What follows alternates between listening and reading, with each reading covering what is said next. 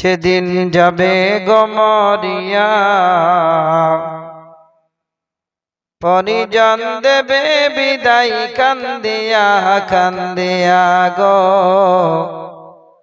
অপরজন দেবে বিদায় কান্দিয়া কান্দিয়া। যেদিন যাবে গো মরিয়া,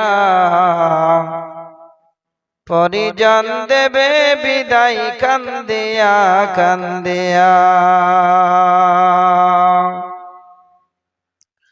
সবাই কাঁদবে তখন তোমার বদন দেখার লাগিয়া রে, পরিজন দেবে বিদায় কান্দিয়া কান্দিয়া।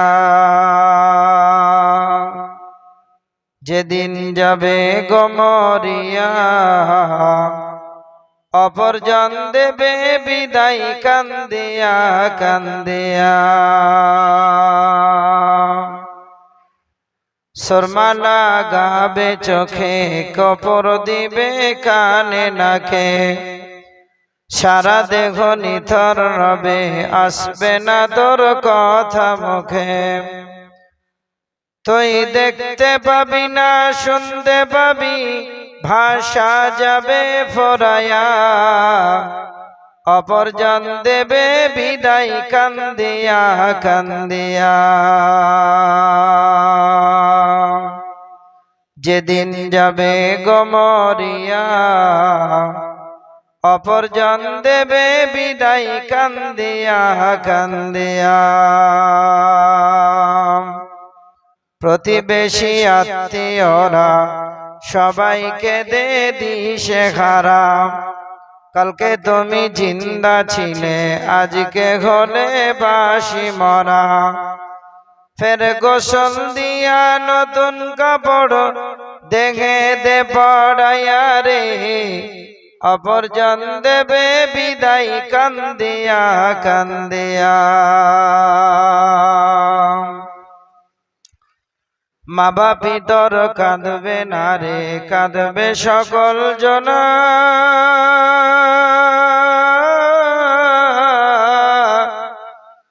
চোখের জলে সবাই আমায় বিদায় জানাবা।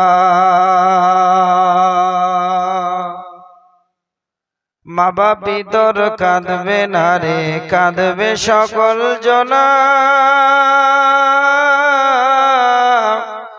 চোখের জলে সবাই আমায় বিদায় জানাবা। তোর ছেলে মেয়ে তোরে দেখে বলবে আব্বা আব্বা কাঁদিয়া, অপরজন দেবে বিদায় কান্দিয়া কান্দিয়া। যেদিন যাবে গো মরিয়া,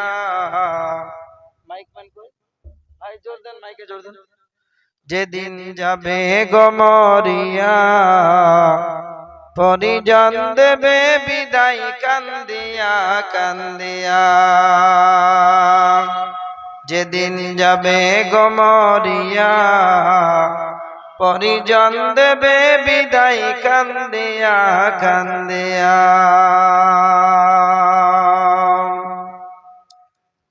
শ্রদ্ধাস্পদ আজকের সভার ফজিলাতুল শেখ, কোরআন ও হাদিসের সুপণ্ডিত জনাব আজকের সভার সভাপতি, সম্মানিত আকাশের তারা সদৃশ্য আলেম ওলামাগণ,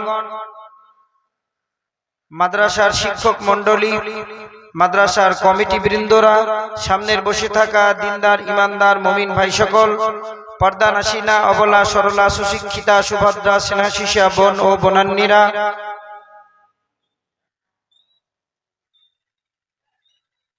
সুপ্রিয় মাওলানা আবুল কাশেম বুখারী সাহেব, প্রশংসা ইস্তাব স্তুতি ভালোবাসা সেপ্তাসানা হামদাত সেই মহান আল্লাহ সুবহানাহু ওয়া তাআলার জন্য, যিনি মহিয়ান, যিনি গরিয়ান, যিনি সর্বশক্তিমান, যিনি ওয়াহদাহু লা শারীক, যিনি আপনাদেরকে আমাকে একটা মাদ্রাসা কেন্দ্রিক আলোচনায় আয়োজিত অনুষ্ঠানে আসার বসার সুযোগ করে দিয়েছেন, সেই মনিবের বারগাহে জানাবো লাখো কোটি শুকর ও সুজুদ। সকলে বলবো আলহামদুলিল্লাহ। তিনার পরে পরে দুজাহানের নবী মামিনার লাল তাজদারে মাদানী নবী কুলের শিরোমণি খাতামান নবিয়্যিন ইমামুল হারামাইন শরীফাইন নবী মক্কি নবী মাদানী নবী বাসিন নবী তাসিন নবী নাজিন নবী আহমদ নবী মুহাম্মদুর রাসূলুল্লাহ সাল্লাল্লাহু আলাইহি ওয়াসাল্লামের উপরে অগণন ভাবে দরুদ এবং সালাম বর্ষণ হোক, আল্লাহুম্মা আমিন। আমি একদমই ভূমিকা নেব না, তবুও 2 মিনিট নেব। খুব তাড়াতাড়ি আমার বক্তব্যের বিষয়টা আপনাদেরকে বুঝিয়ে দেওয়ার চেষ্টা করব। টাইম আমার মাত্র এখন থেকে 45 মিনিট।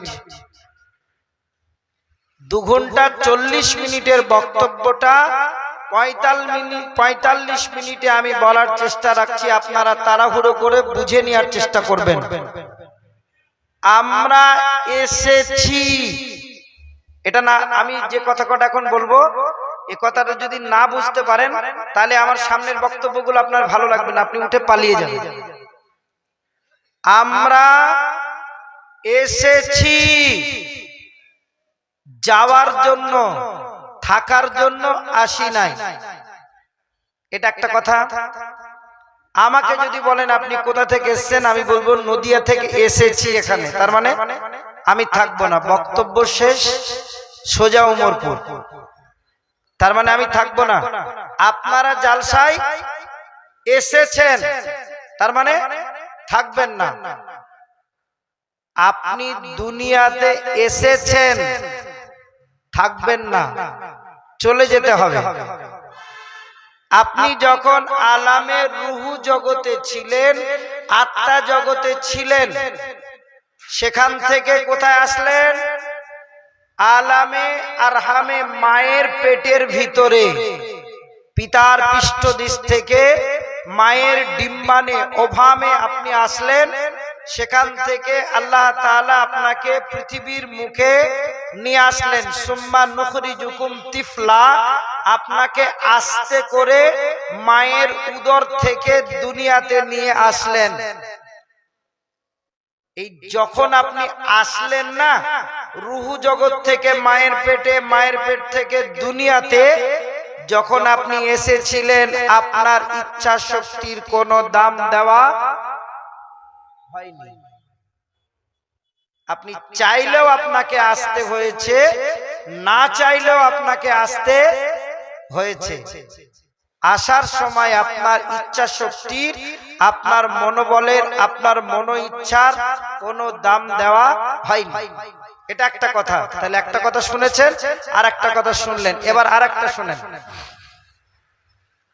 আলামে দুনিয়াতে আপনি এসেছিলেন, এখান থেকে আপনি চলে যাবেন কোথায়? আলামে বারজাখে, কবরের ময়দানে। কবর একটা জগৎ, কবর একটা জায়গা, কবর একটা বিস্তীর্ণ জায়গা। এই জায়গাতে যখন আপনি চলে যাবেন, আপনার ইচ্ছা শক্তির কোনো দাম দেওয়া হবে না। আপনি চাইলেও আপনাকে মরতে হবে, না চাইলেও আপনাকে মরতে হবে। আপনি এখান থেকে মোটরসাইকেলটা চালিয়ে যাচ্ছেন, 4 হুইলারটা, 2 হুইলারটা আপনি চালিয়ে যাচ্ছেন, যেতে যেতে ওমরপুর থেকে একদম যেতে যেতে আপনি সাজুর মোড়টা পার করে, টোল ট্যাক্স পার করে, চাঁদের মোড় পার করে, ডাক বাংলার আগেই বাসুদেবপুরে আপনি ইন্না লিল্লাহি ওয়া ইন্না ইলাইহি রাজিউন। আপনি কি বলবেন এর থেকে? ছেলেটার 24 বছর বয়স, এখনই মারা গেল। ওর কি মরার বয়স হয়েছিল? ওর বিয়ে হয়নি, শাদী হয়নি, ছেলে হয়নি, এখনো চাকরি পায়নি। মানুষ তো এগুলোই বলে নাকি? তাহলে আপনার সময় হয়নি আপনি বলছেন, কিন্তু অলরেডি আপনার সময় হয়ে গেছে, আপনি চলে গেছেন। আপনার ইচ্ছার কোনো দাম সেখানে ছিল না, এমনিতে ইন্না লিল্লাহ হয়ে আপনি পড়ে আছেন। এই কবর জগৎটা কেমন, কি ধরনের? কবর জগতে আপনার কি হালাত হবে? আপনি ভালো কাজ করলেন তো কি আপনার হালাত হবে? খারাপ কাজ করলেন তো কি আপনার হালাত হবে? আপনি মরবেন, মরার পরে আপনার 2টা রাস্তা হবে। আজকের যেটা বক্তব্যের আমার বিষয় সেটা হচ্ছে এইটা, মরণের পরে দুইটা রাস্তা হবে, মরণের পরে দুইটা জিনিস কাজে আসবে, মরণের পরে দুইটা আপনার জায়গা হবে। এক এক করে আপনাদের কাছে শোনাবো, আপনারা শুনতে থাকেন। মহান আল্লাহ বলেন, ফারিকুম মিনাল জান্নাহ ওয়া ফারিকুম ফিস সাঈর। মরণের পরে দুইটা রাস্তা হবে, একটা জান্নাতের রাস্তা, একটা জাহান্নামের রাস্তা। মরণের পরে দুইটা জিনিস কাজে আসবে, একটা নেকি, একটা গুনাহ। মরণের পরে দুইটা আপনার স্থান হবে, একটা জান্নাতে, একটা জাহান্নামে। এটা আমার আজকের চলমান বক্তব্য। জি, মহান আল্লাহ বলেন আপনার জন্য আর আমার জন্য সাবধানতা অবলম্বন করবার জন্য বলছেন, কি মনে করিয়ে দিচ্ছেন, কি মিনহা খলাকনাকুম ওয়া ফিহা নুঈদুকুম ওয়া মিনহা নুখরিজুকুম তারাতান উখরা। মাটি থেকে তোমাকে আমি সৃষ্টি করেছি, মাটিতেই তোমাকে নিয়ে যাব, মাটি থেকে আবার তোমাকে উত্তোলন করব। তার মানে আমরা মাটির মানুষ নাকি? মাটি উপরে উঠে না নিচে থাকে? নিচে থাকে। আর আপনি বলছেন আমার ক্ষমতা পাওয়ার জানিস। মাটি থেকে আপনাকে বলা হচ্ছে ভাই নামাজটা কেন পড়ো না? বলে এখনো নামাজ পড়ার বয়স হয়নি তো। একটা কথা বলবো, আপনাদের হাসি চাপবে, হাসি আসবে, কিন্তু কথাটার ভিতরে অনেক কিছু ভরা আছে। ভালো করে লক্ষ্য করেন। 24 পরগনার ভিতরে নেট হচ্ছে তো, আপনার ডাউনলোডিং হচ্ছে, এখানে রেকর্ডিং হচ্ছে, ওই জন্য গ্রামটার নাম করব না। 24 পরগনার ভিতরে 27শে রমজান একটা প্রোগ্রাম করতে গেছিলাম। মাগরিবের নামাজ পড়ার পরে, ইফতার করার পরে, মাগরিবের নামাজ পড়ার পরে বাইরের দিকে একটু খুব গরম লেগেছিল, গেলাম। পাশে একটা গোরস্থান আছে, একটা কবরস্থান আছে, ওখানে কয়েকটা ছেলে বিড়ি খাচ্ছে, সিগারেট খাচ্ছে, তো ধোঁয়াটা কবরস্থানের উপর দিয়ে চলে যাচ্ছে। আমি বললাম ভাই এই আপনি এই যে বিড়িটা খাচ্ছেন, খাওয়ার পরে আপনার ধোঁয়াটা কবরস্থানের উপর দিয়ে চলে যাচ্ছে, এটা কেন করছেন? আপনি সুন্নত পড়লেন না, তারপরেও আপনি এই বিড়িটা খেয়ে সিগারেটের ধোঁয়াটা আপনি এই কবরের উপর দিয়ে চলে যাচ্ছে, এটা কেন করছেন? ও তো জানে না যে আমি এখানকারের বক্তা। বলছে এটা আমাদের ঈমানের পাওয়ার। আমরা সিগারেটটা যেটা খাচ্ছি না, একদম বাস্তব ধ্রুব সত্য কথা বলছি, উপরে আল্লাহ আছে, আল্লাহে বলছি, আল্লাহর কসম দিয়ে আপনাদেরকে বলে গেলাম, নিজে তাদের সাথে তারা বলছে আমরা সিগারেটটা খাচ্ছি, তো ঈমানের পাওয়ার দিয়ে কবরস্থানের উপর দিয়ে চলে যাচ্ছে, এটা আমাদের ঈমানি শক্তি। জি, আস্তাগফিরুল্লাহ, নাউযুবিল্লাহ। এই কথা তারা বলছে। আপনি রোজা রেখেছেন সারা দিন, তারপরে সিগারেট দিয়ে আপনি ইফতার করছেন, আপনার নাম মুসলমান, আপনি কি কবরে যাবেন না? আপনাকে কি কবরে যেতে হবে না? বহু সাহাবী, জাঁদরেল সাহাবী, যাদেরকে আল্লাহ তাআলা পছন্দ করেছেন, রাদিয়াল্লাহু তাআলা আনহু বেনে গেছে, তারা আল্লাহ তাদের প্রতি রাজি হয়ে গেছে। দুনিয়াতে তাদেরকে জান্নাতের সুসংবাদ শোনানো হয়েছে। আশারায়ে মুবাশশারার ভিতরে তাদেরকে আল্লাহ তাআলা আখ্যায়িত করেছে, কাউকে সিদ্দিক দিয়ে, কাউকে ফারুক দিয়ে, কাউকে হাবশি দিয়ে, কাউকে শেরে আলী দিয়ে, কাউকে বাঘের সঙ্গে তুলনা করা হয়েছে, তারা গনি মালদার দিয়ে কাউকে তুলনা করা হয়েছে। কবর দেখে তাদের অন্তর কেঁপে গেছে। কবর কি জিনিস আপনার ধারণা নেই, যার জন্য আপনি কবর দেখে এক ফোঁটাও আপনার কান্না বের হয় না। জি, হযরতে উসমান গনি রাদিয়াল্লাহু তাআলা আনহু, জিন্নুরাইন, দো জ্যোতিওয়ালা, দুটো উজ্জ্বল নক্ষত্রের মতন তারকারাজি যেমন আলো দেয়, হযরতে উসমান গনি বিশ্ব নবীর জামাতা, তিনাকে বলা হচ্ছে উসমান গনি রে, যখন তোমাকে জাহান্নামের কথাকে বলা হয় তখন তুমি অত কান্না করো না, যখন তোমাকে পুলসিরাতের কথা বলা হয় তখন তুমি অত পেরেশানি নাও না, যখন তোমাকে সাআ কিয়ামতের কথা যখন তোমাকে শোনানো হয় অতক্ষণ তুমি কোনো গমগীন হও না, অতক্ষণ তুমি কোনো পেরেশানি অবলম্বন করো না। উসমান গনি রে, যখন তোমাকে কবরের কথা শোনানো হয় তখন তুমি এত কান্না কেন করো? তোমার কান্না করার কারণটা কি শুনি। হযরতে উসমান গনি বলছেন, ভাই রে, আমার কান্না করার কারণের পিছনে কারণ আছে। বলে কি কারণ শুনতে চাই? বলে কেন কেন কেন? বলে আমি জাহান্নামে গেলেও কোনো সাথী সঙ্গী পাবো, জান্নাতে গেলে আমি কোনো সাথী সঙ্গী পাবো, জান্নাতে গেলে আমি কোনো সাথী সঙ্গী পাবো, জান্নাতে গেলে সাথী পাবো। বন্ধুরে, কবরের ময়দান এমন একটা জায়গা যেখানে কোনো সঙ্গী পাওয়া যাবে না, যাবে না, যাবে না। ওখানে আমাকে একাই থাকতে হবে, একাই আমার হিসাব নেওয়া হবে। ডাইনে মাটি থাকবে, বামে আমার জন্য মাটি থাকবে, মাথার দিকে মাটি থাকবে, আমাকে একাই কবরের ভিতরে থাকতে হবে। এজন্য আমি কবরের ময়দানের জন্য, আলামে বারজাখের জন্য আমি বড় পেরেশানি হয়ে যাই। ওখানে যদি আমি পার হয়ে যাই গোটা আখিরাতটা আমি পার হয়ে যাব, ওখানে যদি ধরা খেয়ে যাই গোটা আখিরাতটা আমার জন্য ধরা খাওয়া হয়ে যাবে। এজন্য আমি কবরের ময়দানের জন্য চিন্তা চেতনা গমগীন পেরেশানি আমার মনের ভিতরে উদয় হয়।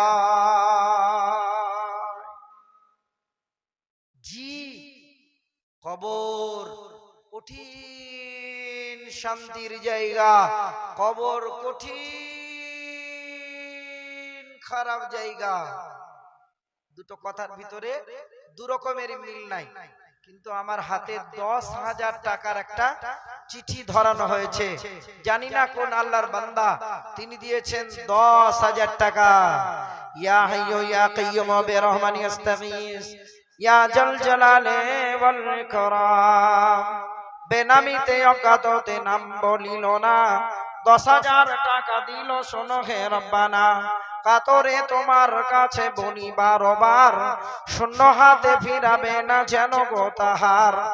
আল্লাহ আল্লাহুম্মা সাল্লি আলাইহি আল্লাহুম্মা বারিক আলাইহি। ও রব্বুল আলামিন, বেনামিতে কোন তোমার আল্লাহর বান্দা, কোন তোমার বান্দি এই মাদ্রাসার জন্য, এ জান্নাতের ইদারার জন্য 10,000 টাকা দান করেছে। আল্লাহ রব্বুল আলামিন, তার দানকে তুমি সাদরে কবুল করে নাও। জানি না তার কত কষ্টের পয়সা রে মাবুদ রব্বুল আলামিন। আমরা সকলেই তার জন্য দোয়া করছি রব্বুল আলামিন, তার দানকে তুমি সাদরে কবুল করে নাও। জি, আসুন কবরের কাছে আমরা একটু যাই। কবর কেমন জায়গা, কবর কিভাবে আপনাকে ডাকে। কবরের ক্ষেত্রে আপনি অনেক কিছু করে থাকেন এই মাটিতে, কিন্তু কবর আপনাকে প্রতিদিন ডাক দেয়।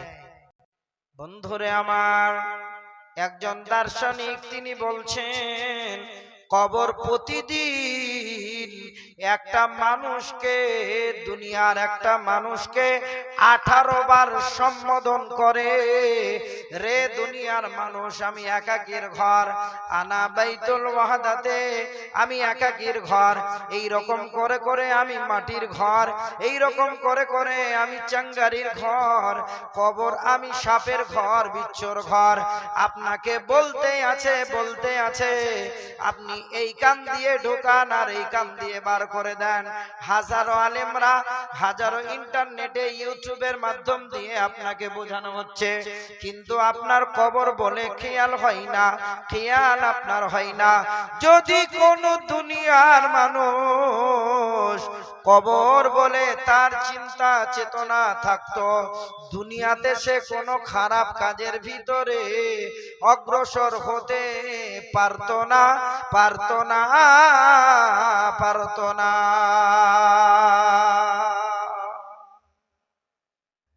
আপনাদের এখানে এসে খাসির মাংস দিয়ে ভাত খেলাম, আপনারা মনে মনে রাগ করিয়েন না যে মৌলভী সাহেব আপনি খেয়েছেন, তো কয় আমাদেরকে ডাকেন।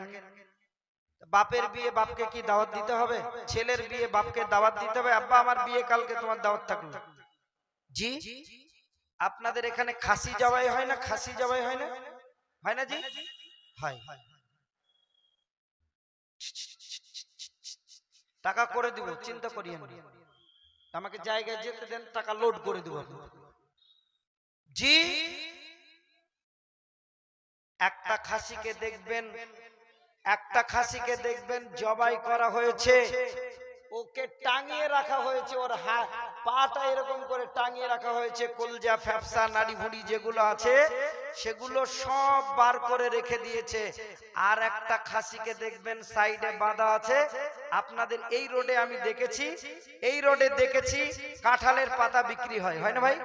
আমাদের নদীয়াতে হয় না, এমনি গাছ থেকে কেউ পেড়ে নিয়ে গেল, কোনো সমস্যা নেই, কেউ কিছু বলবে। জি, ওই ছাগলটা দেখবেন পাতা চিবাচ্ছে, কচকচ কচকচ করে মানে কাঁঠালের পাতাটা চিবাচ্ছে। ছাগলটা কি জানে যে ওর মাংসটা শেষ হয়ে গেলে আমাকে জবাই করবে? জানে কি ও? জানে না। যদি জানতো তাহলে ও দড়িটাকে কেটে দিত, ওর মাথার যে হুলহুল শিংগুলো আছে না খাড়া খাড়া, ওর মালিককে এরকম করে ঢিপ মারতো, ঢিপ মেরে ও ওখান থেকে পালিয়ে যেত, দড়িটা ছিঁড়ে দাঁত দিয়ে কেটে পালিয়ে যেত। ও জানে না যে এর পরবর্তী জেনারেশনটা হচ্ছে আমার, এর পরে আমাকে জবাই করবে, ওর মতনই আমাকে পাটা উঁচু করে টাঙিয়ে রাখবে। আপনি কবরের ময়দানে যান না, একটা সহি হাদিস আছে, একটা জয়ীফ হাদিস আছে। কোন শায়েখরা কিছু নেবেন না মনে, আমি জয়ীফটাই আপনাদের সামনে বলছি, সহিটা যদি বলার সময় থাকে তো বলবো। আপনারা কবরের ময়দানে যান, একটা দোয়া বলেন, বাট ওই দোয়াটা না বলে আসসালামু আলাইকুম ইয়া আহলাদ দিয়ারে এই দোয়াটা পড়বেন, আসসালামু আলাইকুম ইয়া আহলাল কুবরে এটা বলবেন না। আমি আগে বলে দিলাম। জি, মানেটা ভালো, তার জন্য আপনাদের সামনে আমি উপস্থাপন করছি। জয়ীফ বলার, জাল বলার উদ্দেশ্য নয়। আপনি কবরের ময়দানে যান তো কি বলেন? আসসালামু আলাইকুম ইয়া আহলাল কুবুরে ইয়াগফিরুল্লাহু লানা ওয়া লাকুম ওয়া আনতুম সালাফুনা ওয়া নাহনু বিল আসার। হে কবরবাসী, তোমাদের উপরে আল্লাহর রহমত বর্ষণ হোক, আল্লাহ তোমাদেরকে ক্ষমা করে দেখ, তোমরা এসেছো, তোমাদের পরে আমরাও আসবো। ওয়ান্তুম সালাফুনা ওয়া নাহনু বিল আসার। আপনি বলছেন যে তোমরা এসেছো এখানে, এরপরে আমরা আসবো। আপনি কবরের ময়দানে গেলেন আর ঠাট্টা করলেন আর ইয়ারকি করলেন, একে বিহাই বললেন, ওকে আপনি শালা বললেন, একে আপনি একটা কুতুদিয়া দিয়ে করলেন, একে আপনি মজাকি করলেন একটু। জি না, বিশ্বনবী জনাবে মুহাম্মদুর রাসূলুল্লাহ সাল্লাল্লাহু আলাইহি ওয়াসাল্লাম তিনি যখন কবরের ময়দানে যেতেন, হাঁটু গেড়ে তিনি বসে যেতেন, হাঁটুর উপরে হাত দিতেন, নিজের মাথাটা নিচের দিকে করতেন একটা কাঠিকে নিতেন, আঁকিবুকি তিনি রাখতেন, তিনি কাঠি দিয়ে দাগ রাখতেন। সাহাবায়ে কেরামরা বলছেন আমরা নবীজির কাছে যেতে সাহস পেতাম না। নবীজি কবরের ময়দান দেখে, কবর দেখে নবী আমার এত চিন্তায় চিন্তিত হয়ে যেতেন, এত ধ্যানে তিনি মগ্ন থাকতেন, এক কর্নারে বসে থাকতেন, কাঠি দিয়ে তিনি দাগকে আঁকাতেন, আঁকিবুকি করতেন।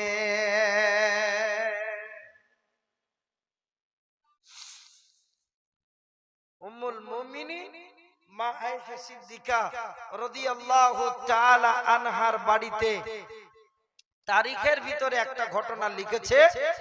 উম্মুল মুমিনিন আয়েশা সিদ্দিকা রাদিয়াল্লাহু তাআলা আনহার বাড়িতে একটা ইহুদি ভিখারিনী মহিলা এসেছে। জি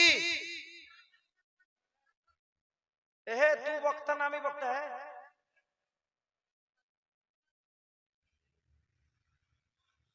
জি। আপনাদের দেশের ভাষা আমাদের দেশের ভাষা পার্থক্য আছে। খবরদার, আপনাদেরকে একটা ভাষা শিখে দিচ্ছি, আমাকে তো মেরেই ফেলছিল। খবরদার, আপনার মালদা থেকে রতুয়া পার হয়ে গিয়ে লাভা, নাককাটি, কাটিহার, বিহার এই দিকে গিয়ে যেন কাউকে খ্যাপা বলবেন না, তাহলে আপনার গর্দন শেষ। খ্যাপাও বলবেন না, খেপিও বলবেন না। মানে ওরা কি করে জানেন তো? আজকে টাইম নাই, নাহলে আপনাদেরকে অনেক উপশম দিতাম। জি, খ্যাপা মানে কি জানেন? খ্যাপা মানে পুরুষের লজ্জাস্থান, আর খেপি মানে মেয়েদের লজ্জাস্থান। আমি তো ওটা জানি না, আমি এই খ্যাপা সর এই কথা বলেছি ব্যাস। যে মৌলভী সাহেব ভালো লাগে, মুখ খারাপ করছে গো। জি, আমাদের দেশের ভাষা এহে আহে চলে, ওগুলো খারাপ কিছু নয়। জি, উম্মুল মুমিনিন মা আয়েশার বাড়িতে একটা ইহুদি ভিখারিনী মহিলা এসেছে। আসার পরে বলছেন আয়েশা, অনেক বাড়িতে আমি খাবার খুঁজেছি কিন্তু খাবার আমি পাই নাই। আয়েশা গো, তোমার বাড়িতে কিছু খাবার থাকে তো আমাকে দাও। বলে আমার বাড়িতে তেমন তো কোনো খাবার নাই। বিশ্ব নবী মসজিদ থেকে কয়েকটা খেজুর এনেছিল, ওই খেজুরটা আমি তোমাকে দেব, এটা তুমি খেয়ে তোমার জঠরের জ্বালা তুমি মিটিয়ে নাও, এটা খেয়ে তোমার পেটের জ্বালা তুমি মিটিয়ে নাও। কিছু পানি আমি তোমাকে দিচ্ছি, এই পানিটা তুমি খেয়ে নাও। খেয়ে নেওয়ার পরে মেয়েটা বলছেন আয়েশা, আমার কাছে ভিক্ষার জিনিস ছাড়া অন্য কিছু নাই, আমি তোমাকে কি এমন জিনিস দেব? বিশ্ব নবীর স্ত্রীকে মা আয়েশা সিদ্দিকা রাদিয়াল্লাহু তাআলা আনহাকে বলছেন, আয়েশা আমি তোমাকে কিছুই দিতে পারবো না, কিন্তু তোমাকে একটা দোয়া আমি আজকে শিখিয়ে দিচ্ছি, শুনে নাও। তুমি যখনই নামাজের হালাতে যাবে, যখন তুমি আল্লাহর ধ্যানে মগ্ন হয়ে যাবে, আয়েশা রে তুমি এই দোয়াটা সব সময় পড়বে, আল্লাহুম্মা ইন্নী আউযু বিকা মিন আযাবিল কবরে। ও আয়েশা, আল্লাহ যেন তোমাকে আযাবাল কবর থেকে যেন বাঁচিয়ে নেয়। মা আয়েশা বলছেন, কবরে আযাব হবে নাকি? তখন তিনি অত হাদিসের সম্পর্কে অত মাহেরা ছিলেন না, অত পণ্ডিতটা তিনি অর্জন করতে পারেন নাই। তখন তিনি বিশ্বনবী বাড়ি এসেছেন, যথারীতি খাবার দেওয়া হয়ে গেছে, খাবার খাওয়া হয়ে গেছে। আল্লাহ রাসূলের কাছে গিয়ে বলছেন, ইয়া রাসূলুল্লাহ একটা কথা বলবো। বলে বলো আয়েশা, বলো বলো বলো। একটা ইহুদি মেয়ে এসেছিল, আমার জন্য দোয়া করে গেল, বলল আল্লাহ যেন তোমাকে আযাব আল কবর থেকে বাঁচিয়ে নেয়। বিশ্বনবী আমার বলছেন, আয়েশা রে কি কথা তুমি আমাকে শোনালে রে আয়েশা? কবর এমন একটা জায়গা যেখানে কঠিন শাস্তি আছে।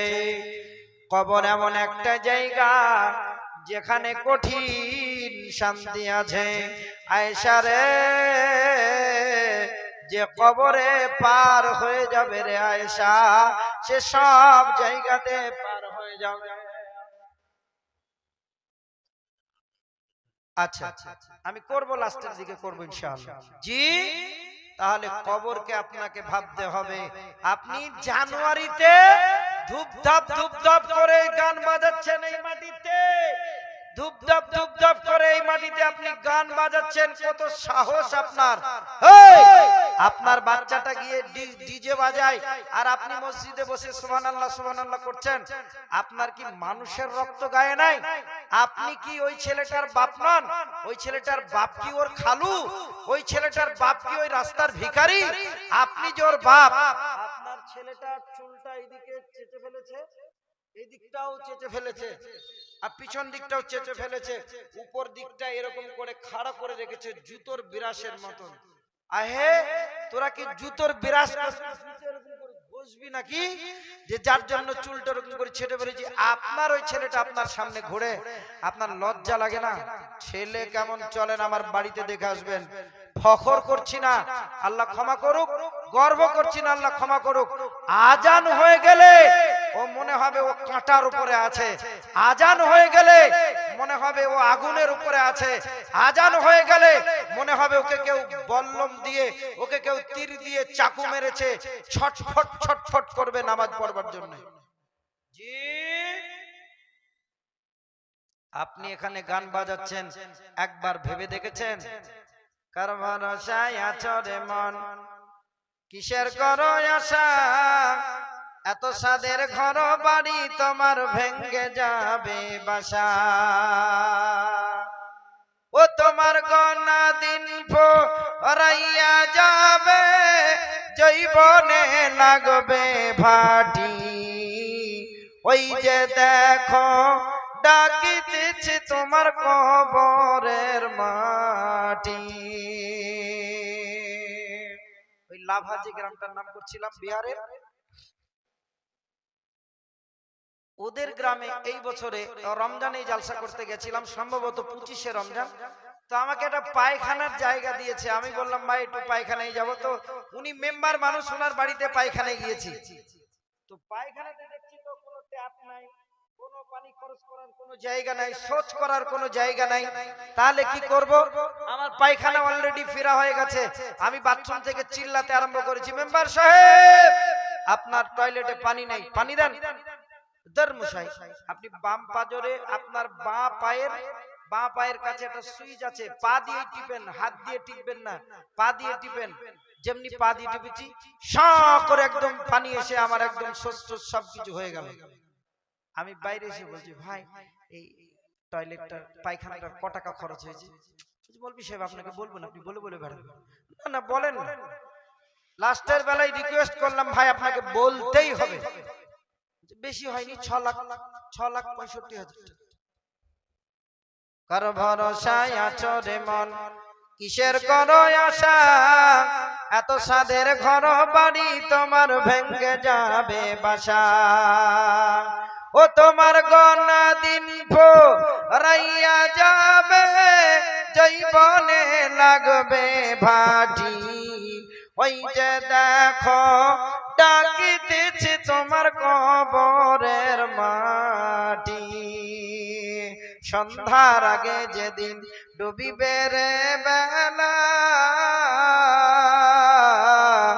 এক পলকে ভেঙ্গে যাবে তোমার রঙ্গেরি মেলা। ও তোমায় সাজায়া দিবে মনের মতো, কি সুন্দর পরিপাটি। ওই যে দেখো ডাকিতেছে তোমার কবরের মাটি। খবর পেয়ে আসিবে আত্মীয় স্বজন, তোমার চারি পাশে বসে তারা করিবে কান্দন। কার ভরসায় আছো রে মন, কিসের করো আশা? এত সাদের ঘর বাড়ি তোমার ভেঙ্গে যাবে বাসা। ঘর করলেন, বাড়ি করলেন, টাকা করলেন, পয়সা করলেন, যেদিন আপনি চলে যাবেন রে বন্ধু, কবরের ময়দানে যেদিন আপনি চলে যাবেন, পকেট থাকবে না। যেদিন আপনি এসেছিলেন সেদিন খালি গায়ে এসেছিলেন, সেদিন আপনার গায়ে কোনো জামা ছিল না। যেদিন আপনি চলে যাবেন সেদিন আপনার গায়ে কোনো জামা থাকবে না, থাকবে না, থাকবে না। একটা উদাহরণ দিব, উদাহরণটা ভালো করে শুনেন, আপনার জীবন ধন্য হয়ে যাবে ইনশাআল্লাহ। এখনই না, এখনই না ভাই। জি, আপনার ছেলেটাকে মাদ্রাসায় ভর্তি করে দিয়েছেন, জি, ছেড়ে দিতে বললে আমি আর নতুন করে বাড়াবো না, আসসালামু আলাইকুম দিয়ে চলে যাব। আপনার সাইদাপুরের এই মাদ্রাসায় আপনার ছেলেটাকে ভর্তি করে দিয়েছেন। ছেলেটার বয়স কত? 7 বছর বয়স। আপনার বাড়ি লালগোলা, রামনগর। আপনি এসেছেন মাদ্রাসার গেটে, শায়েখকে, হেড মাওলানাকে বলছেন, মাওলানা আমার ছেলেটাকে একটু ডেকে দেন না। ছেলেটা এসেছে, গেটের কাছে এসেছে। আসার পরে আসসালামু আলাইকুম, আব্বা ভালো আছে? মা ভালো আছে? মা আমাকে মাদ্রাসায় কেন দিলে? মা আমাকে মাদ্রাসায় কেন দিলে? মাদ্রাসার এই আলু আর ডাল আমার খেতে ভালো লাগে না। মা জানো, যখন আমি রাত্রিতে বিছানায় শুয়ে পড়ি,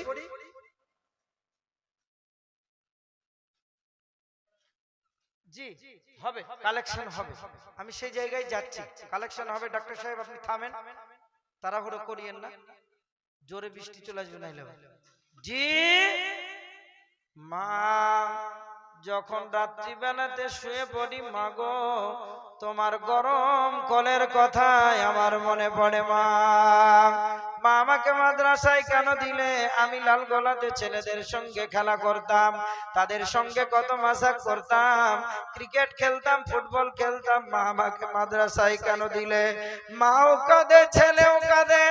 ছেলে টুকরে কেঁদে উঠে বলছেন, মা সবাই যখন মশারি খাটিয়ে শুয়ে পড়ে, মা যখন আমি শুয়ে পড়ি, মা এত কান্না আমার মনের ভিতরে আসে গো। মা গো তোমার মুখখানা মনে পড়ে। মা আমি কান্না করে করে আমার বালিশ ভিজিয়ে ফেলি গো।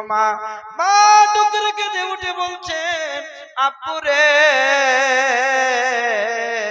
আমি তোকে মাদ্রাসায় এই জন্য দিয়েছি রে আব্বু, যেদিন আমি মারা যাব মাথার দিকে একটা বাঁধন থাকবে, কোমরের দিকে একটা বাঁধন থাকবে, পায়ের দিকে একটা বাঁধন থাকবে, মসজিদের খাটে আমি যেদিন শুয়ে থাকবো, ওরে আমার আব্বু রে, যেই মুখে আমার বুকের দুধের ফোঁটাটা তোর মুখে দিয়েছিলাম, এই মুখ দিয়ে কালকে আমি যেদিন মারা যাব সেদিন এই মুখ দিয়ে আমি শুনতে পাবো রে বাবা, اللهم اغفر لي حينا وميتنا اللهم اغفر له وارحمه واعف عنه।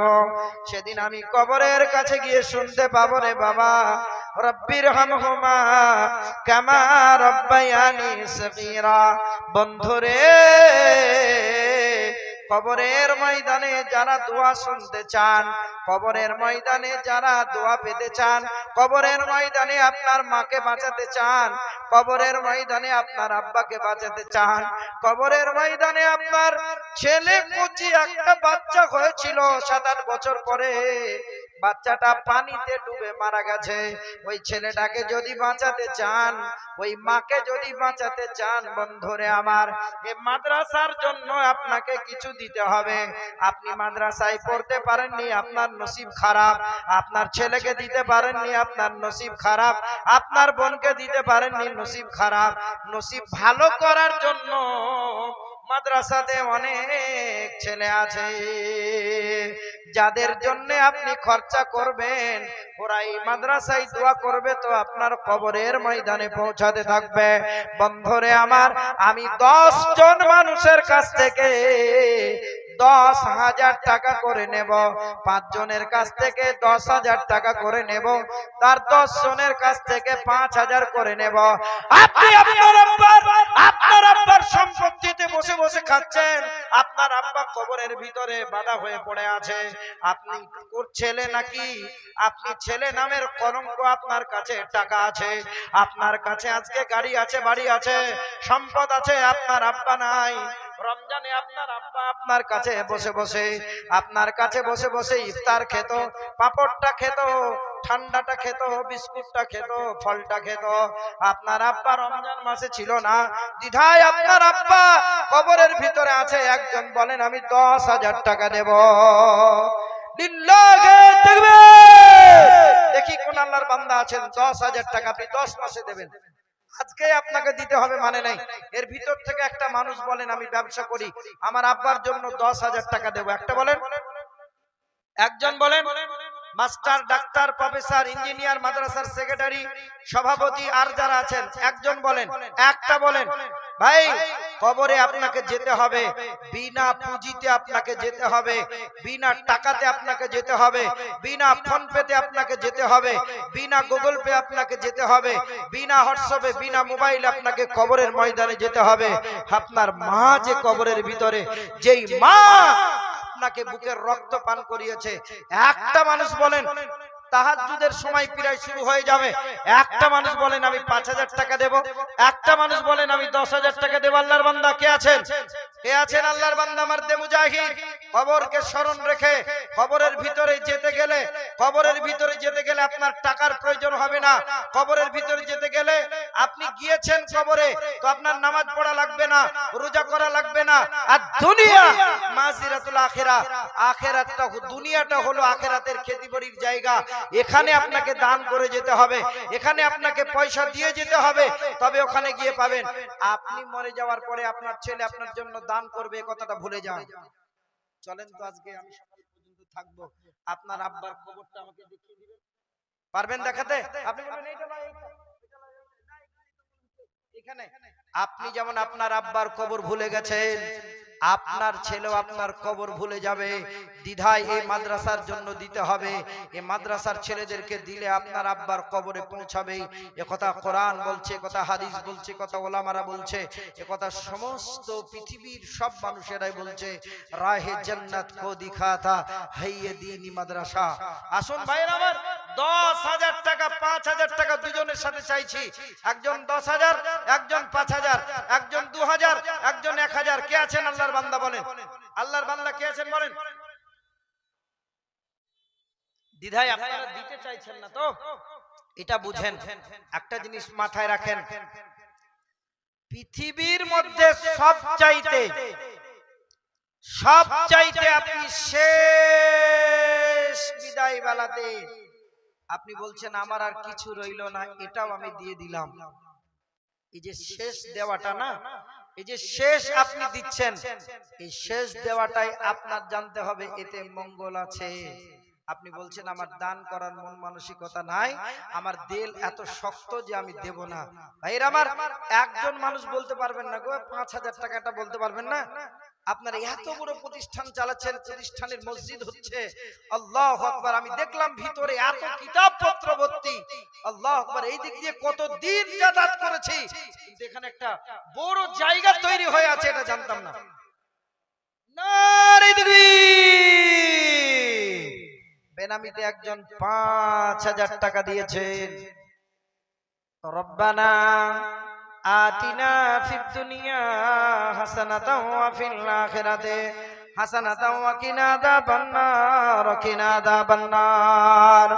রব্বুল আলামিন, বেনামিতে একজন তোমার বান্দা 5,000 টাকা দান করেছে। এ আল্লাহ, তার দানকে তুমি সাদরে কবুল করে নাও। রব্বুল আলামিন, হয়তো তার মা নাই, হয়তো তার আব্বা নাই, যারা মরে গেছে আল্লাহ, সকলের কবরের আযাবকে তুমি মাফ করে দাও। আল্লাহ, মায়ের মতন সম্পদটা চলে গেছে বেনামির, আল্লাহ তার মায়ের কবরকে তুমি উজালা বানিয়ে দাও। হে কামাল ও জালাল ও করিম ও কিবরিয়া, তুমি অত জ্ঞান বান্দাও ক্ষমা যে করিয়া পাপেরই পর্বত মোরা লইয়া মাথায় সবই নয় সকাতর ডাকি হে তোমায় রব্বুল আলামিন এদান নির্দানকে তুমি সাদরে কবুল করে নাও বালা মুসিবত থেকে দূর করে দাও আল্লাহ তার ব্যবসা বাণিজ্যে তুমি উন্নতি দাও আল্লাহ তুমি হায়াতে তারাজ বানিয়ে দাও পাঁচ ওয়াক্তের নামাজি বানাও গুনাহ খাতা তুমি maaf করে দাও হে আল্লাহ মাদ্রাসাকে আরো উন্নতির তুমি পথে নিয়ে চালাও আল্লাহুম্মা আমিন আসেন ভাই 500 1000 2000 যে যা পারবেন আমার হাতে দিয়ে দেন আর 8 মিনিট আপনাদের কাছে আছি দ্বিধায় আমি আপনাদেরকে বলতে পারলাম না জি আমার মনে মনে হচ্ছিল না আপনাদেরকে কিছু বলবো কিন্তু বলার মতন কোনো সুযোগ আমার কাছে নেই হায়াত বাকি তো মোলাকাত বাকি আসেন 500 1000 2000 যারা দেবেন চলে আসেন নিজের মায়ের নামে সীমিত সময়ের জন্য আপনারা আসুন জন্ম আমার নবীর যুগে হলে কেমন হতো জন্ম আমার নবীর যুগে হলে কেমন হতো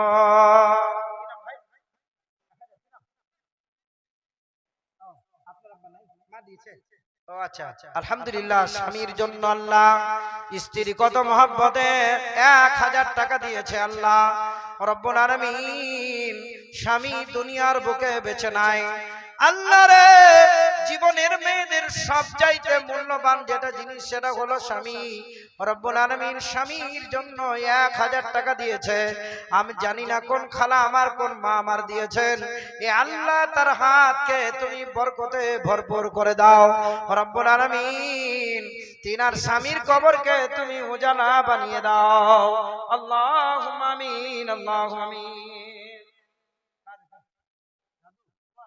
মাশাআল্লাহ খুব ভালো ছেলে খুব ভালো ছেলে আমাদের খেদমতগার বানিয়েছে মাদ্রাসার হেড মৌলবীর বুদ্ধি আছে বলতে হবে যে না মৌলবীদের খেদমত কে করতে পারবে বেচারা একটুখানি আমাদের থেকে লড়েনি হ্যাঁ দাদুর জন্য উনি আবার 200 টাকা দিয়ে গেলেন ভাই জান ওগো আল্লাহ বান্দা যে তোমার 200 টাকা দিল রাহেতে তোমার দাদুর জন্যতে আল্লাহ করিয়াছে দান সাদরে কবুল করো তুমি মেহেরবান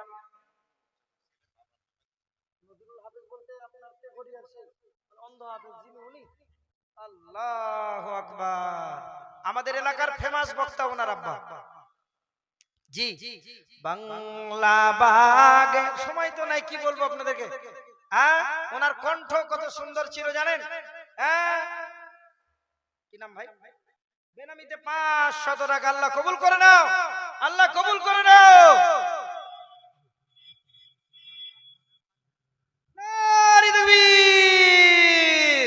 আমার কিন্তু যেতে মন চাইছে না আপনাদের উপস্থিতি দেখে আর মাইক দেখে আর আমার বলার যে ঢংটা মানে বলাটা এত ভালো বলতে পারবে এটা আমার জানা ছিল না জানি আপনাদের মাদ্রাসার বরকত এত পরিমাণে গলা বসেছিল আলহামদুলিল্লাহ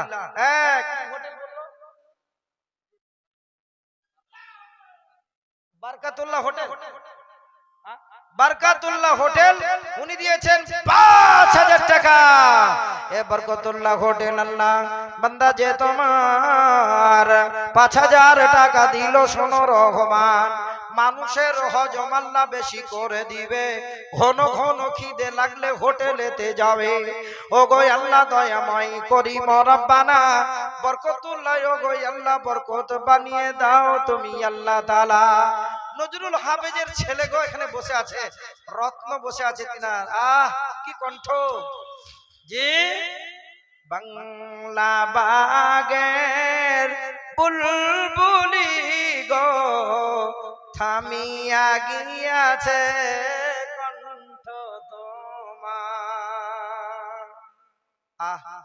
নজরুল হাফেজ ছাড়া আমাদের এলাকায় জালসা হতো না জি প্রত্যেকটা জালসাতে থাকতেন ওই যে একটা কথা বলতেন পল্টু শেলটু হাবলু গাবলু করে বলতো না হ্যাঁ তোমার ছেলের নাম কি তো বলে কংগ্রেস জি এরকম করে বলতো বাংলা বাগের বুলবুলি গো থামিয়া গিয়াছে কণ্ঠ তোমার পাই না দেখিতে তোমারে আমরা চলিয়া গিয়াছ কবর ময়দান আমার এই কণ্ঠ একদিন রুদ্ধ হয়ে যাবে, আমার এই কণ্ঠ একদিন শেষ হয়ে যাবে। নজরুল হাফেজ সাহেবের ছেলে 200 টাকা দান করেছে। আল্লাহ মাওলানার যে ওয়াজ যে নসিহত এ আল্লাহ কবরের ভিতরে চলে গেছে। এ রব্বুল আলামিন মাওলানার জন্য খাস করে দোয়া করি, রব্বুল আলামিন মাওলানার ছেলের দানকে তুমি গ্রহণ করে নিয়ে মাওলানাকে তুমি জান্নাতবাসী করো আল্লাহ রব্বুল আলামিন। বহু স্টেজে তিনি গিয়েছেন, কত রকমের জলসা করেছেন, কত রকমের ভাষা বলেছেন, কত রকমের ইংরেজি বাক্য করেছেন। রব্বুল আলামিন তার দানকে তুমি গ্রহণ করে নিয়ে আব্বার কবরটাকে রিয়াজিল জান্নাত বানিয়ে দাও। শুধু পুরুষ মানুষই আছে আপনাদের দেশে নাকি ভাই? আমার মনে হয় মেয়ে মানুষ নাই। আপনারা এমনি এমনি জন্ম নিয়েছেন নাকি? পোল্ট্রি কা বাচ্চা है, ফাদার মাদার नहीं है, এমনি এমনি हुआ है নাকি? মেয়েরা আছে সেটা আমি কি করে বুঝবো? মেয়েরাটা নাকের দিল না, এটা কানের দিল না, আগের বক্তাকেও দেয়নি, 500 টাকা দিল না, কি 2000 দিল না, কি মাদ্রাসার জন্য একটা লাইব্রেরি করে দেবো, এতগুলো বই লাগবে আমি দেব, এগুলো তো মেয়েরাই দেয়। তাহলে মেয়েরা মনে হয় দান করতে হয় না। কোনো ফতোয়া আছে নাকি আপনাদের কাছে? জি ভাই আসুন, আর যদি কেউ থাকেন আল্লাহর বান্দা, আল্লাহর বান্দা, আল্লাহর বান্দি যদি কেউ থাকেন খুব তাড়াতাড়ি আসেন, আমার এখনো 2 মিনিট টাইম আছে। আপনাদের কাছ থেকে বিদায় নেওয়ার আগে আমি আপনাদেরকে জানাবো কি, যাই করবেন তাই করবেন, কবরে যাওয়ার আগে আমলটা ভালো সব মিলে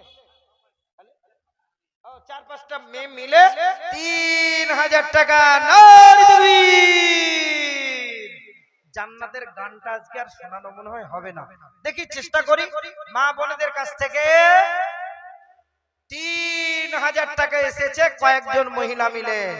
রব্বুল আলামিন ওরা মায়ের জাত, ও আল্লাহ ওদের দিল নরম, ওদের শরীর নরম, মন মেজাজ নরম।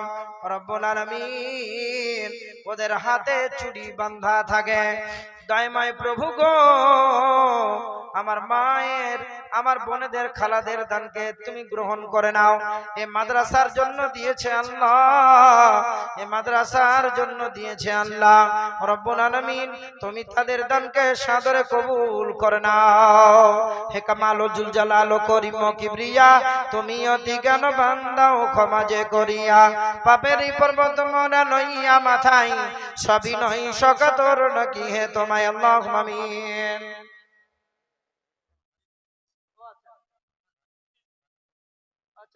হোটেল নাম হাবিবুর রহমান, উনি দিয়েছেন 5000 টাকা। হাবিবুর রহমান ভাইজান আমার দানি আছে দান বাড়ি শোনো রহমান, কাতরে তোমার কাছে বলি বারবার, শূন্য হাতে ফিরাবে না যেন গো তাহার। আরো আমি দোয়া করি ও গো রব্বানা, মাফ করে দিও তার জীবনের গোনা, জীবনের ভুল ত্রুটি ক্ষমা করে দিও, হাবিবুরকে দুনিয়াতে ইমানে রাখিও। আল্লাহুম্মা আমিন, আল্লাহুম্মা আমিন।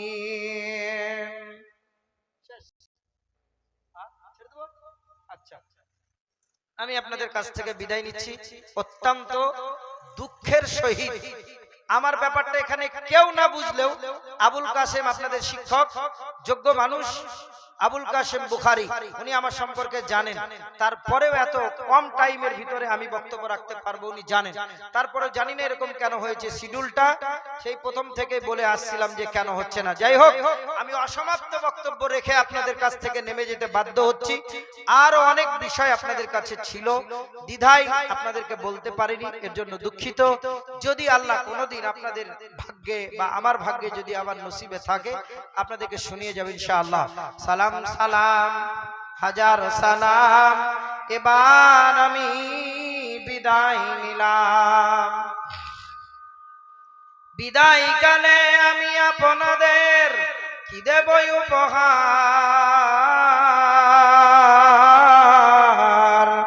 বাংলায় নাও ভালোবাসা, হিন্দিতে নাও প্যার। যাবার বেলায় এই অভাগা আপনাদের জানাই, সুখে থাকেন ভালো থাকেন, আমি চলে যাই। বান্দা খোলা বাড়ি আমার, নদিয়া জেলা, নামটি আমার বেলাল হোসেন, শোনো সর্বজনা। আপনাদেরই দোয়ার বরকতে বলছি আমি তাই, সুখে থাকেন আল্লাহর রহমতে, আমি চলে যাই। আসসালামু আলাইকুম ওয়া রাহমাতুল্লাহি ওয়া বারাকাতুহু।